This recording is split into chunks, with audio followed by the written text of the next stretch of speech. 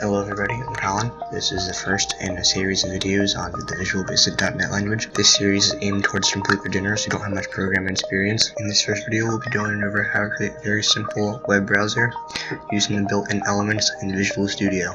We will also be going over how to create a Visual Basic project, how to save a Visual Basic project, and some general tips on using Visual Studio. So by the end of this video, you should have a very simple web browser which has a search engine selector, back, forward, refresh buttons, and buttons to search or go to the URL.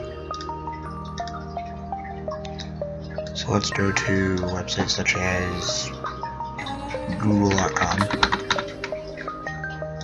You can see it loads google.com. Now let's see if we can search keyboard. This will search Google, and we get keyboards. We can open up the settings menu, and we can choose some settings, like we can have it search DuckDuckGo instead of Google. Now let's search keyboard again, and we get keyboards from DuckDuckGo. There's also Bing, but I don't know what Bing is, and the way to find that out is by Googling it. We also have a back, forward, and a refresh button, in case you need that for whatever reason. And that's it. So we're going to start our project by creating a new project. To do this, go to File, New, Project. So you should have Visual Basic installed. You also have to install the Windows Classic Desktop. From here, go and select Windows Form App. You can change the name to whatever you want. I'll do Tutorial Browser 2, so I already have a tutorial browser. Click OK, and you should create your project. So now that we have our project created, we're going to resize our form. This is our main menu for the web browser. To do this, grab a corner and drag it. This will allow you to resize it. You can also change the name of your panel. Currently it's called Form 1, as you can see up here. If you go down to the bottom into the Properties window, you should have an option for text under appearance. You can change this to something else that will be the new name of your pane. I'll do amazing tutorial browser that's super awesome. And that's the new name of it. We've resized our pane so it's large enough to work on. We're going to open the toolbox, which is on the leftmost side. Click on Toolbox to open it. You're going to type in the search bar button. You should come up with Windows Form button. Drag this onto the screen and rotate it however you want. This will be your first button. We can change the text to say whatever we want. In this case, I'll have it be the back button, so I'll set the text to back. Next, we're going to create another button for forward. You just drag it on, the same way you did the first button. You can change the name to forward, or you should have this be whatever button you want. And another button for refresh. You have your three main control buttons done. Now here we're going to add a search bar. This is a text box bar. So you're going to open the toolbox and type in text box. Drop on the screen, and this time you're going to resize it. That way it's large enough to use. Should work now. You're going to need two more buttons for search and URL.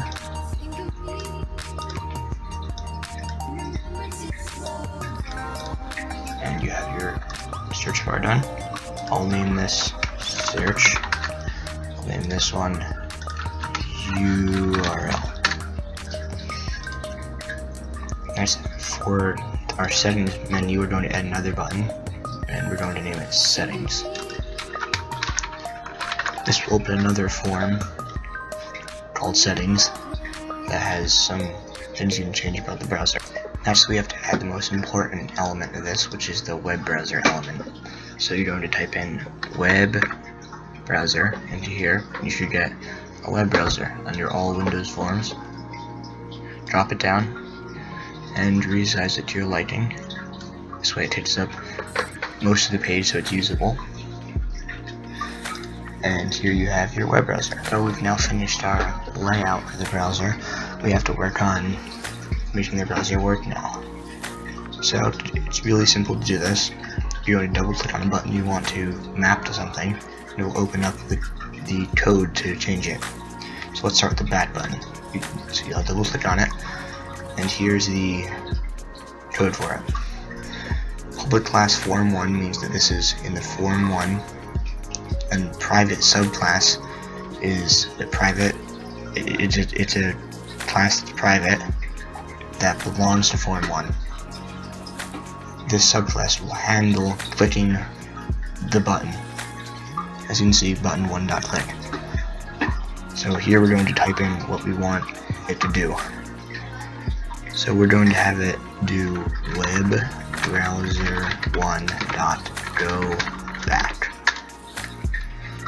And this will have our web browser, which is called web browser 1 go back. Naturally, we're going to work on the forward button. So you double click on it, it creates a new private subclass called button 2click, which handles button 2click. Here we're going to do web browser 1.go forward.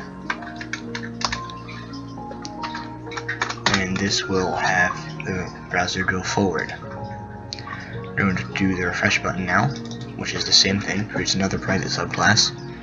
And we're going to have this one do web browser 1.refresh.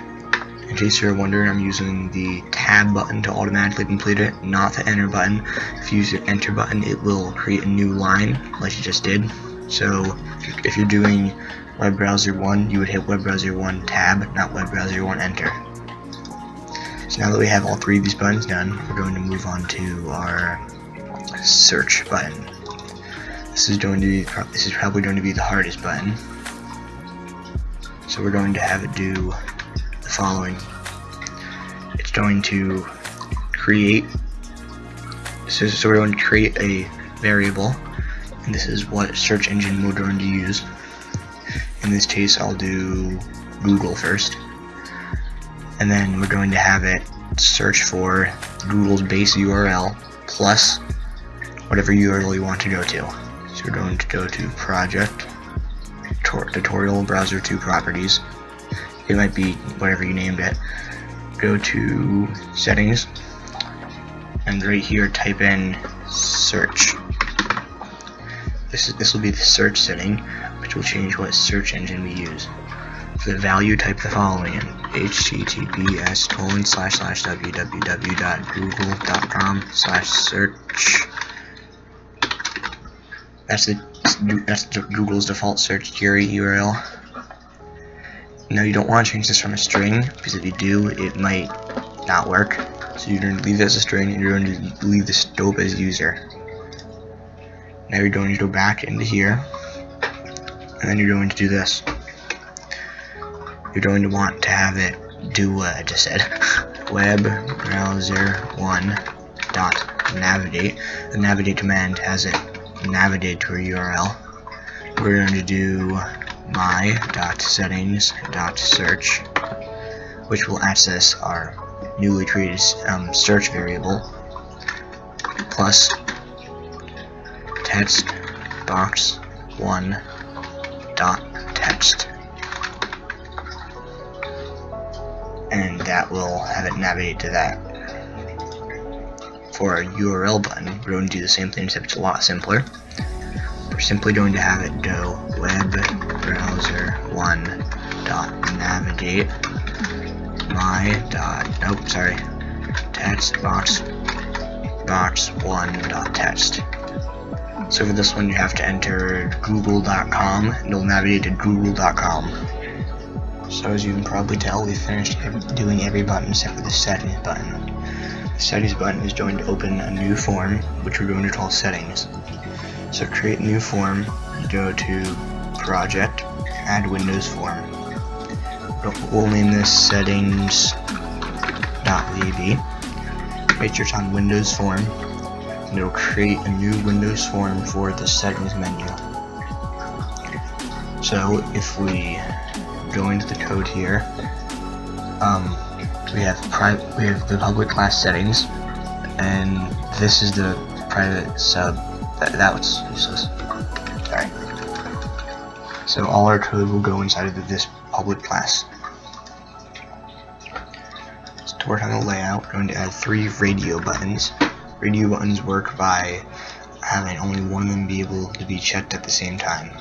So if I put 2 radio buttons down, only one can be checked. This is useful because you can't have 2 search engines on the same time. So now that we have our buttons down, we're going to have to change what they say. This will be Google. This will be DuckDuckGo. This will be Bing. Next we're going to add a submit button, as this will change what search engine we use. So when you click submit, it will change it.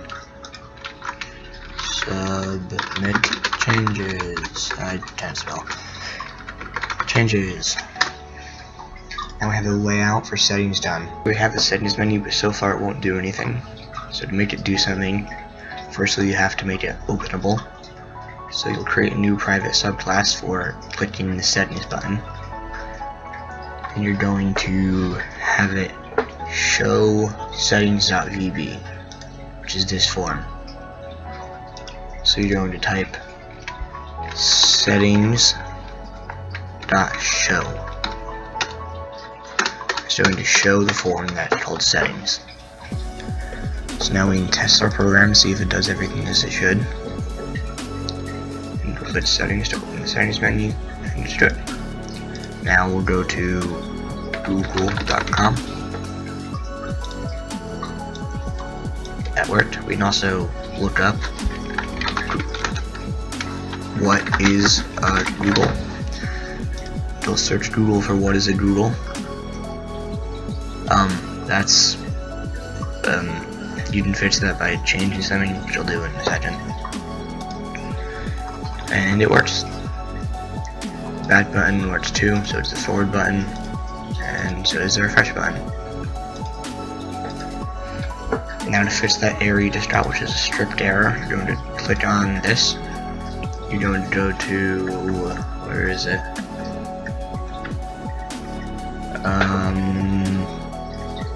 Suppress errors.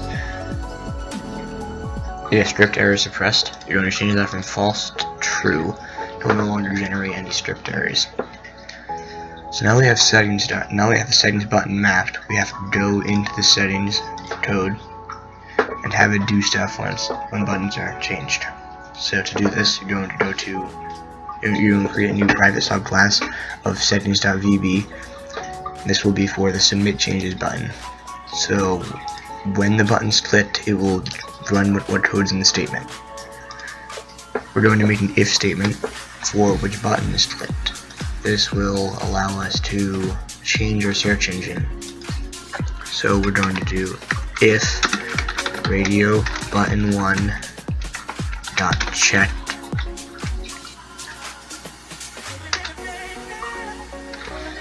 so if you don't put anything, it will check if it's true. So now we have if radio button 1 dot checked. Now we're going to do else if radio button 2 dot checked. That will create another one. And finally, else if radio button 3 dot checked.